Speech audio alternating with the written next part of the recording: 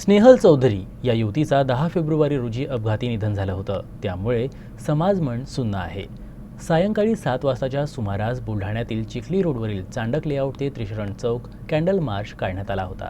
अतिशय दुर्दैवाची गोष्ट आहे. बुलढाण्यासारख्या शांतताप्रिय शहरामध्ये भर दिवसा ढवळ्या अवघ्या 24 वर्षाची मुलगी तिच्या आईसोबत ही स्कूटीवरून जात असताना तिचा कुठलाही दोष नसताना मागून दारूच्या नशेमध्ये येऊन एक गाडी तिला बेदरकारपणे चिरडून जाते आणि त्या ठिकाणी गुन्हेगार हा कायद्यामधल्या पळवाटेमुळे मोकाट सुटतो, जामिनावर बाहेर पडतो आणि यासाठी काही लोकही प्रशासनावर दबाव आणतात, गुन्हेगाराला पाठीशी घालतात. हे अतिशय दुर्दैवी आहे.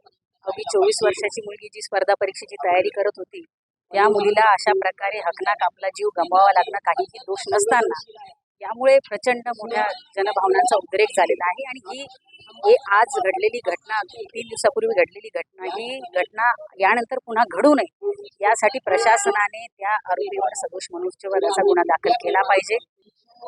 परवा बुलढाणा येथील त्रिशरण चौकामध्ये स्नेहल चौधरी नावाच्या अतिशय तरुण तडफदार युवतीचा निर्घुण अपघात झाला आणि त्या दुर्दैवी अपघातात तिचा अगदी घटनास्थळीच मृत्यू झाला. अतिशय दुर्दैवाची बाब आहे. आणि प्रत्यक्षदर्शींनी सांगितलं की जो बोलेरो चालवणारा चालक होता, वाहन चालक, तो मद्यधुंद अवस्थेमध्ये होता.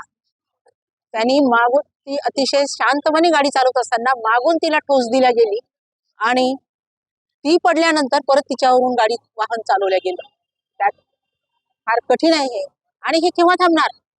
म्हणजे एकंदरीत म्हणावं लागेल की रोड अपघाताची दहशतच समाजामध्ये निर्माण झालेली आहे.